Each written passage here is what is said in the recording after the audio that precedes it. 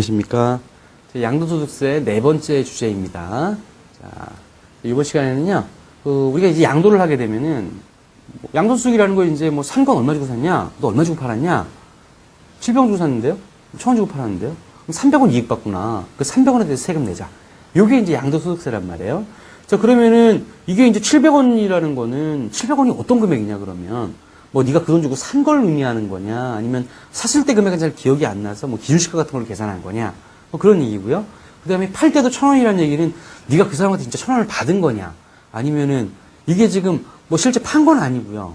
뭐 어떻게 지금 뭐 특수관계자랑 팔아가지고 뭐 정확한 시세는 알기가 어렵고 뭐 그런 경우가 있을 수 있거든요. 그러니까 이게 지금 반드시 뭐 실제 거래가액으로만 들 수 있는 건 아니에요, 우리가.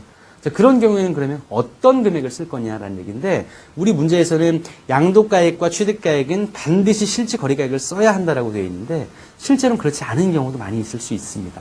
자, 그래서 정답은요, 매매 사례가액 등 추계의 방법을 사용할 수가 있어요. 자, 그래서 이제 우리가 이제 그 실제 거래가액이라는 얘기는 일단 취득가액도 문제고요. 그 다음에 양도가액도 문제예요. 근데 취득가액 같은 경우에는 빈번하게 발생할 수 있거든요. 사실은 내가 집을 샀어요. 한 30년 전에. 30년 전에 집을 샀는데 그 집을 얼마 주고 샀는지 기억이 안 날 수도 있잖아요. 그죠? 그때 시점에 계약서를 잊어버렸을 수도 있잖아요. 그죠? 여러 가지 사유로 없을 수 있잖아요. 하여튼 계약서가. 하여튼 그때 그 가액을 정확하게 모를 수 있잖아요. 그럼 실제 취득가액 쓸 수 없잖아요. 그죠? 그런 경우 있을 수가 있고, 양도할 때는 일반적으로 실제 가액을 알죠. 실제 가액을 아는데, 경우에 따라서는 이거 양도뿐만 아니라 다른 세금과도 연관이 될 수 있는데, 만약에 내가 이 아파트가 있는데, 내가 무슨 2동 1002호에 살고 있어요. 2동 1002호에 살고 있는데, 이 아파트가 있는데, 이 아파트를 팔려고 해도 문제예요. 팔려고 할 때도 내가 이거를 갑자기 팔아야 되면 정상 가격을 못 받을 수도 있거든요. 정상 가격을 못 받을 수 있어요. 그러면 좀 싸게 팔 수도 있잖아요. 그죠? 그런 경우에 그럼 세무사 입장에서는 내가 2동 1002호를 싸게 팔았는데, 그러니까 부동산 시세는 통상 뭐 한 5억 정도 적용받는데, 내가 너무나 바빠서, 너무 급해서 3억 5천에 팔았다든지, 그럴 수 있잖아요. 그럼 그걸 인정해 줄 거냐 말 거냐 이런 얘기를 해볼 수도 있고요. 자, 그 다음에 내가 실제 이 1002호 아파트를 팔지 않고, 우리 애기한테 준다든지, 아니 우리 부모님 사시라고 드린다든지, 그럴 수도 있잖아요. 그죠? 자, 그럴 경우에는 내가 부모님이나 애기한테 파는 게 아니잖아요. 그 증여의 케이스가 발생하면은, 이거 애매하죠, 이거. 팔지를 않기 때문에 시세가 없잖아요. 그죠? 그러다 보니까 실제 거래가격을 쓰지 못하는 경우들이 생길 수가 있어요. 자, 그런 경우에 세법은 여러 가지 계산 방법을 규정하고 있습니다.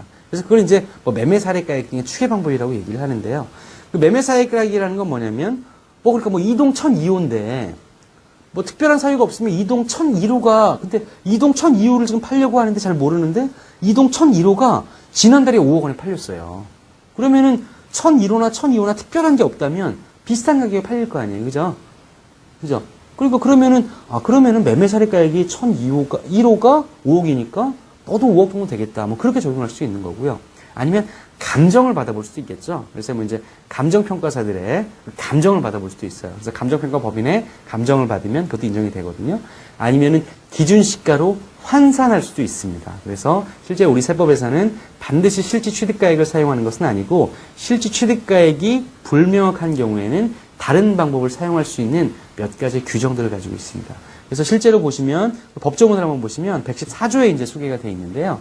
여기 보시면 5항과 7항에서 이제 관련 규정이 있는데, 7항에 쭉 보시면은 중간에 이제 어떤 문구가 있냐면, 취득가액을 매매 사례가액, 감정가액, 환산가액, 이런 것들로 사용할 수 있다라고 예시가 되어 있습니다. 실제로 이런 케이스가 발생하시면, 저한테 질문을 하셔도 되고요. 아니면 주변에 있는 회계나 세무에 좀 정통하신 분한테 좀 질의 상담을 해보시면 될 것 같고, 이와 같은 시간에 반드시 실제 취득가액을 사용하는 것은 아니라는 것 알아두셨으면 합니다. 자, 여러분들 수고 많으셨습니다. 감사합니다.